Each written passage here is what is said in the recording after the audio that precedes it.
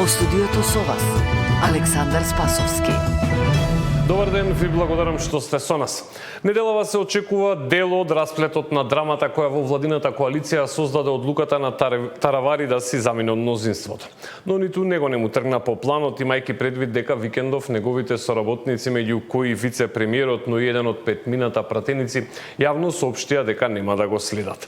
Вице-премиерот Фетај рече дека не сака да соработува со ДУИ, дека останува дел од структурите на Вреди, додека еден пратеник од Струга си поднесе оставка и сега на негово место ќе дојде нов кој беше предложен од партијата Беса. Тоа значи дека Таравари сега нема да може да формира пратеничка група во собранието.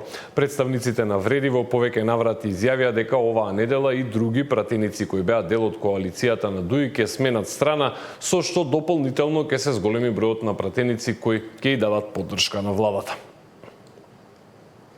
Во Вреди и денеска велат дека расте незадоволството во структурите на партијата на Таравари по неговата одлука да замине од владата. Министерот Муртезани утрово повтори дека очекува во наредните денови нови пратеници да му се приклучат на владиното мнозинство, демонстрирајќи незадоволство од политиките на ДУИ.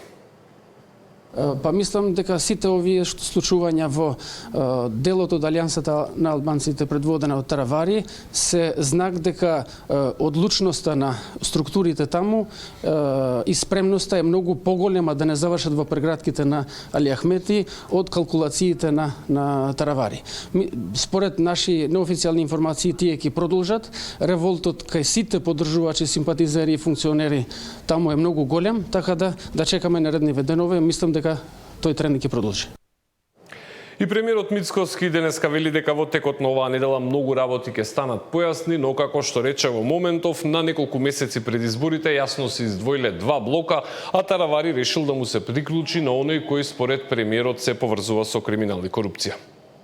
Тој е едниот блок, на кој што за жал Арбен Таравари одлучи да му се приклучи, и другиот блок е блокот на честните граѓани, блокот на Македонија, кој што сака да види една богата, успешна земја, во која што ќе нема повластени, во која што нема да се играат фудбалчиња во владините кабинети, туку ќе се работи, ќе се испорачува за граѓаните. Тоа се двата блока кои што на овие избори ќе се спротивстават. Блокот на криминал и минатото и блокот на иднината и просперитетот на Македонија. За жал, ќе повторам, Арбен Таравари одлучи да се приклучи на овој првиот блок, блокот со црни листи, со листи на санкции на политичари, криминалци и така натаму. Во овој момент добивам информација дека почнува пресконференцијата на лидерот на Социјалдемократскиот сојуз Венко Филипче. Предлагам да одиме на Бихачка во живо да ги слушнеме пораките од опозицијскиот лидер. Кампови за мигранти, но се отворени за тоа да се разговара. Упатувам прашање до владата. Дали навистина се спремни со Велика Британија да разговара за сместување на имигранти во нашата земја. Во однос на вториот договор, како што слушнавме дека ќе има два договори, има многу отворени прашања, огромна сума на пари, 6 милиарди евра го надминува дури и нашиот буџет. Првото прашање е кој е потеклото на парите? Дали парите се британски и директно од британската влада, или станува збор за фонд кој што е лоциран во Велика Британија, а располага со пари од некоја друга земја. Второто прашање е колкава е каматата. Дали знаеме колкава е каматата, дали владата знае, дали точно знае за што се преговара во овој период. Понатаму, дали е направена споредба со некој друг извор на пари? Дали е направена споредба со Светска банка, со некои други комерцијални инвестициски банки и така натаму, дали е направена споредба на каматите? Ние докажавме и покажавме документи, кога владата зема истако влада со влада заем од Унгарија, дека во тој момент кредитот, односно заемот, кој што можевме да го земеме за развој на општините од Светска банка, беше далеку поповолен од таа камата што ни ја даде Унгарија, 3,25% дополнително одредени провизии за банките кои што ги делат кредитите. Следното прашање. Зошто повторно влада со влада заем? Повторно преседан. Никогаш во историјата нашата земја не заемела на тој начин пари. Се поставува прашањето каква е транспарентноста во трошењето на тие средства очигледно е помала кога станува збор за заем, а ќе се спореди со заем кој што се зема од некоја меѓународна финансиска институција, например од Светска банка, Европска инвестицијска банка и така натаму. Ние, например, за парите кои што стигна од унгарите нема и јавноста, ама апсолутно никакви информации. Да, тоа беше дел од прашањата кои што на пресконференција ги постави опозицијскиот лидер Венко Филип. Вчера ботиме на оваа тема, сите детали ќе ги имаме во вестите во 16. Продолжуваме со политика во време кога граѓаните очекуваа резултати, стабилност и достојна европска перспектива. Владата на Мицкоски продолжува да јава набранот национализам што го јавна за време на изборите и веќе цела година нуди само пропаганда, поделби, понижување и неуспех, се вели во соопштението на ДУИ кое што го испрати утро. Овој опасен монетнички проект во кој Мицкоски го вклучува и обвинителството, судството, олигархијата, дел од невладиниот сектор, длабоко ја дели и ја поларизира јавноста, процес кој ќе остави долгорочни последици во разнебитувањето на внатрешното ткиво на земјата, се вели во соопштението кое што го испрати од ДУИ. Новата социјалдемократска партија одлучила и на овие избори додат во коалицијата која ќе ја предводи СДСМ. Ваква одлука донел партискиот централен одбор на седницата одржана вчера. Во партијата констатирале дека партиските структури се подготвени да дадат придонес во промоцијата на кандидатите за време на предизборната кампања, а почнали и со внатрепартиски процес за селекција на кандидати кои ќе бидат дел од понудата на опозицијската коалиција. Председателката Силјановска до крајот на неделава ќе го достави предлогот за избор на гувернер до собранието.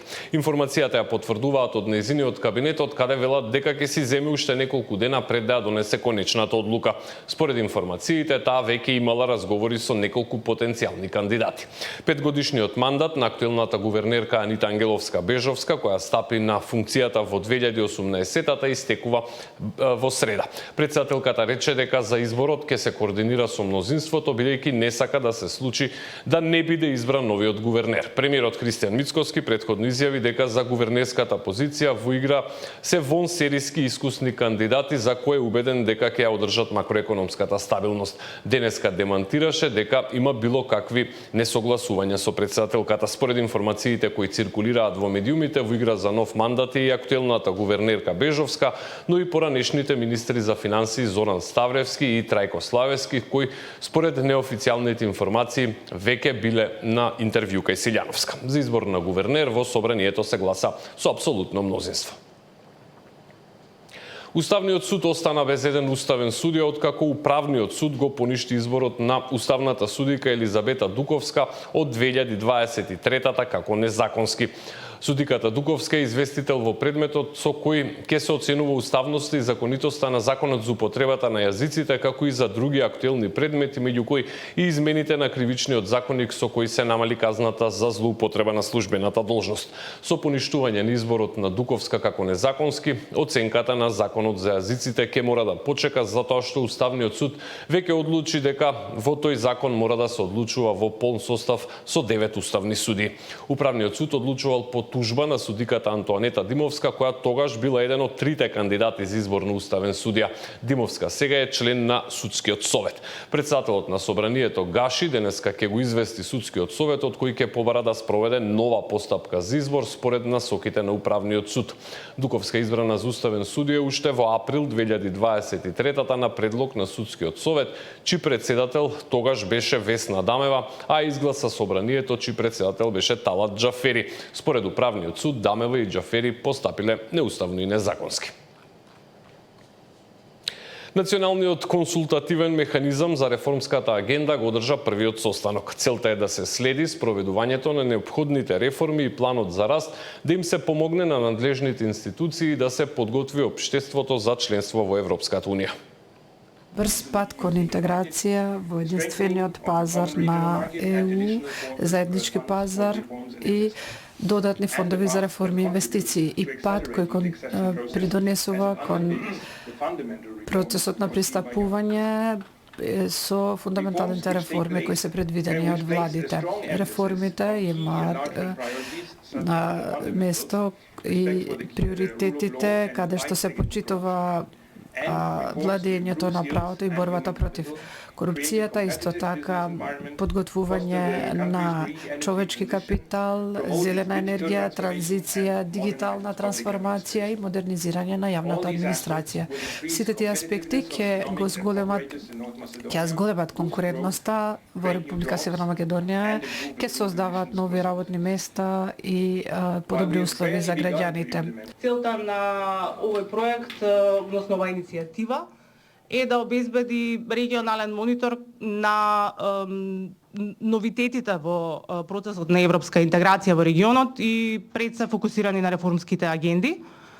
Нашиот пристап е регионален, ќе се обидеме од регионална димензија да може да придонесеме од граѓанското општество, работејќи заедно со многу други чинители. Министерството за внатрешни работи апелира до матурантите да се однесуваат одговорно за безбедни матурски прослави. Од полицијата апелираат на прославата да се оди без автомобил, да не се консумира алкохол или наркотични средства и да не се нарушува јавниот ред и мир.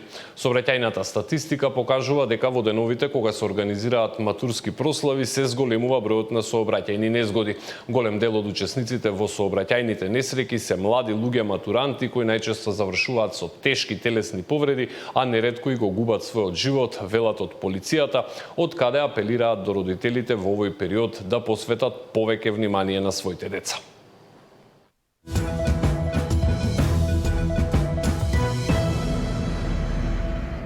Со 20 на мерки, Струмица почнува 4-годишен план кој треба да придонесе за почист воздух во градот. И оваа општина, како и повеќето во Македонија, во зимските месеци се соочува со загадување. Според анализите, главна причина за загадениот воздух е грејењето. Нашиот струмички дописник Зоран Ѓоргиев на оваа тема. Во наредните 4 години, општина Струмица ќе спроведе 20 конкретни мерки за подобрување на квалитетот на амбиенталниот воздух. Новиот локален план предвидува серија активности кои вклучуваат замена на печки на огревно дрво со еколошки поефикасни топлински пумпи, субвенционирање на топлинска изолација на домовите, како и гасификација на домаќинствата. Меѓу мерките и редовно миење и чистење на улиците, со што се очекува да се намали присуството на прашина и други штетни частички во воздухот. Планот е структуриран по годишни времиња, при што во пролетните и летните месеци се предвидени активности како изградба на велосипедски патеќи, промоција на велосипедизмот и засилен инспекцијски надзор врз градежните активности. Мерките се поделени согласно годишните сезонски времиња, пролет, лето, есен, зима, и за секој годишно време, во зависност од какво загадување во тоа годишно време се појавува, такви мерки и се предвидени за се применуваат. Иако мерките не значи дека треба тогаш да се применуваат само во пролет, лето, есен и зима, тие се целогодишни мерки.